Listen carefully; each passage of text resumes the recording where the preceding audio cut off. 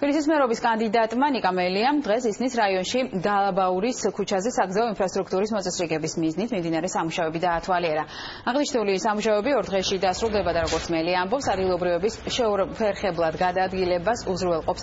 მერობის კანდიდატის განცხადებით მიმდინარე პოლიტიკურმა მოვლენებმა დედაქალაქის განვითარება არ უნდა შეაჩეროს და ყველა დაწყებული პროექტი უნდა გაგრძელდეს.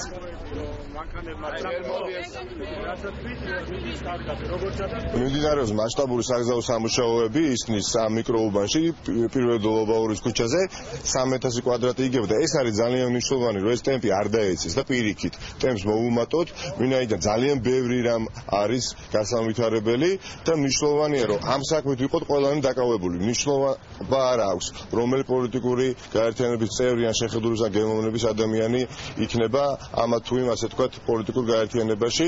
მნიშვნელოვანი არის, რომ ნებისმიერი ადამიანი არა პოლიტიკურ კინკლაობით იყოს დაკავებული, არამედ საქმის კეთებით.